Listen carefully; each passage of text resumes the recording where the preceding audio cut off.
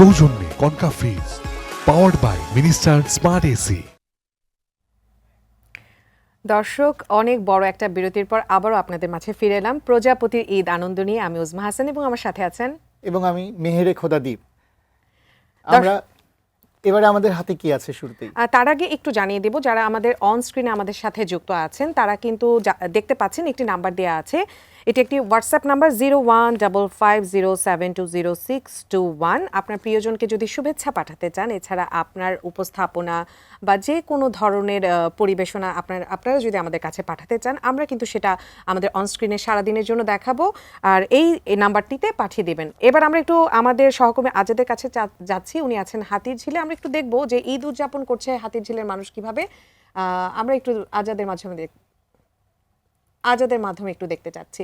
আজাদ, নিশ্চয়ই আপনি আমাদের সাথে সারাদিন ধরেই আমাদের সাথে ছিলেন। উজমান সারাদিন ধরেই আমাদের সাথে ছিলেন। উনি সকালবেলা রমনা পার্কে ছিলেন, তারপর সোহরাওয়ার্দী উদ্যানে বিভিন্ন মানুষ যারা ঢাকা শহরে এই ফাঁকা ঢাকায় ঈদ উদযাপন করছেন তাদের বিভিন্ন সাথে কথা বলেছেন। আমরা এই অনুষ্ঠানটি আপনাদের পরিবেশনাই আমরা আপনাদের দেখাচ্ছি, আপনারাই দর্শক। এবং লাইভ স্ট্রিমিং এবং আমাদের বিভিন্ন সোশ্যাল প্ল্যাটফর্মগুলোতেও আপনারা আমাদের এই অনুষ্ঠানটি দেখতে পাচ্ছেন। আপনারা সেখানেও যুক্ত হচ্ছেন আমাদের সাথে, এখনো যুক্ত থাকুন। আমার মনে হয় আমরা আজাদ ভাইয়ের কাছে যেতে পারি।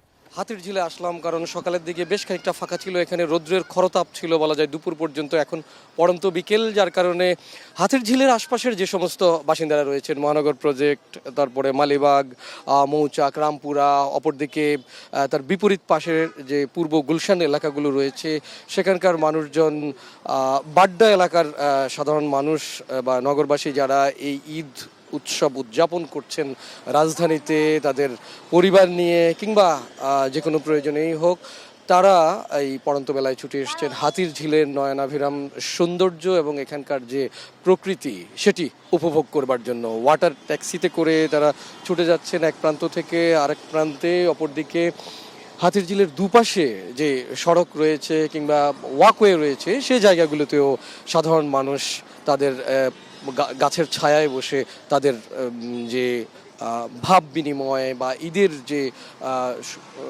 আনন্দ বা মজা সেটি তারা উপভোগ করছেন। আমরা এখানে একটু কথা বলবো তিনজন বন্ধুর সঙ্গে, চেষ্টা করব তারা কোথা থেকে এলেন, কি করছেন, এবারের ঈদ কেমনটা কাটিয়েছেন। একটু আপনার কাছে জানতে চাই, আপনি এখানেই কি বাসা হাতিরঝিলের আশপাশে? তারপরে আজকে ঈদের সময় ঢাকায় থাকা হয় নাকি গ্রামে যাওয়ার কথা ছিল, একটু যদি বলতেন। আসলে আমার বাসা এখানেই, আর দ্বিতীয়ত হচ্ছে আত্মীয় স্বজন, আসলে আমার ফ্যামিলি ঢাকা, আর এমনিতে আরও গ্রামের বাড়িতে আরও আত্মীয় স্বজন ছিল, তারা অনেক রিকোয়েস্ট করেছে যাওয়ার জন্য, কিন্তু ফ্যামিলি ঢাকা থাকায় আর ওদিকে যাওয়া হয়নি। ইনশাল্লাহ পরবর্তী ঈদে যাবো আর কি। আচ্ছা, আপনি পেশায় কি করেন সেটা যদি একটু বলতেন, সেই সঙ্গে এখনো কি সালামি পেয়ে যান নাকি সালামি দিয়ে আসেন, এরকম যদি। আসলে আমার বোনের ছেলে মেয়ে আছে, আরও বাচ্চা কাচ্চা আছে। আগে তো ছোটোবেলায় সালামি নিতাম, এখন বড় হয়ে এখন আসলে সালামি আমার ময়মুরবি যারা আছে আমি তাদেরকেও দেই, ছোটদেরকেও দেই। ইনশাআল্লাহ দোয়া করবেন। আপনার কাউকে ঈদ শুভেচ্ছা জানানোর যদি থাকে তাহলে। ঈদের শুভেচ্ছা আসলে আমি যেখানে জব করি এখানে আমার কলিগ ভাইরা আসলে তাদের বাড়ি দূর দূরান্ত থাকা অনেকেই দূরে দূরে চলে গেছে, সবাইকে মিস করতেছি আর কি, আমার কলিগদেরকে। ইনশাআল্লাহ আবার কলেজের বন্ধু বান্ধব ছিল অনেকে অনেক দিকে চলে গেছে, তাদেরকেও খুব মিস করতেছি। তাদের সবাইকে শুভেচ্ছা, ঈদের শুভেচ্ছা। আমরা একটু আপনার বন্ধুর সঙ্গে কথা বলতে চাই।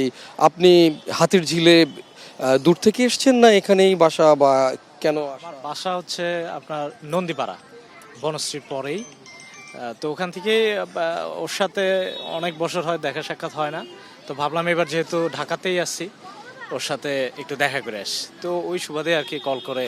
মানে ছোটবেলায় আপনারা দুই বন্ধু ঈদের মজা একসঙ্গে উপভোগ করতেন, সেটা নিয়ে যদি একটু বলতেন আমাদের। না, ছোটবেলায় বলতে ঢাকায় আসার পরে আর কি ওর সাথে পরিচয়, এবং এখানেই আর কি অনেকটা সময় কাটানো হয় আর কি। তো আপনিও এসছেন একই সঙ্গে আপনার বন্ধুর সঙ্গে দেখা করবার জন্য।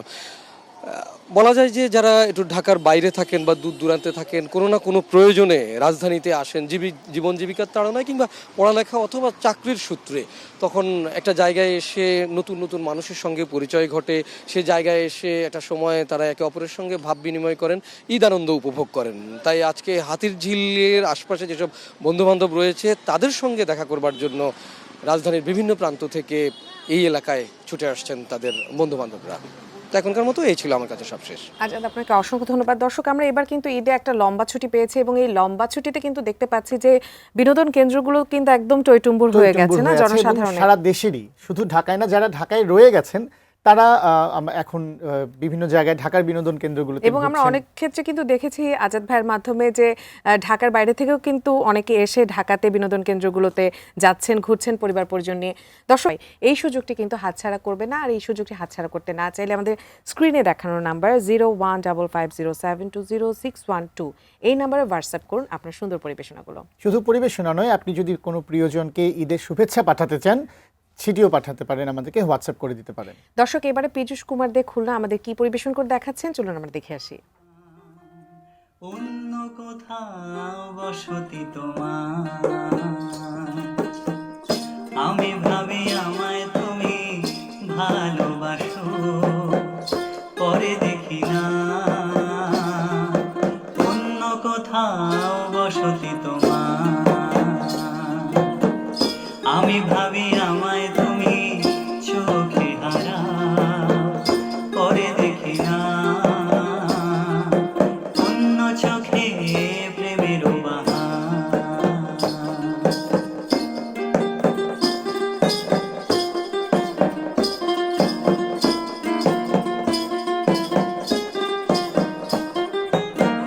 তোমারও চোখের কোণে একটাই মনে করে, পারলে না রাখতে আমায় কি যেন মনের ধরে।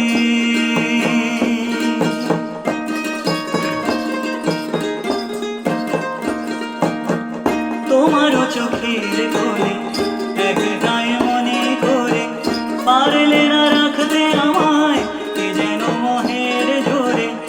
আমি ভাবি আমি তোমার স্বপ্নে আসি, পরে বুঝি না অন্য স্বপন দু চোখে তোমার।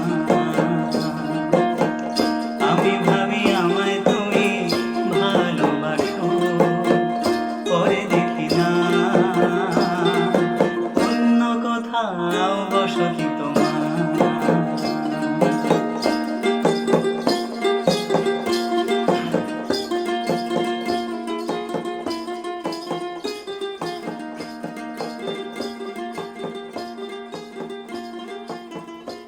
চমৎকার একটি গান শুনলাম আমরা।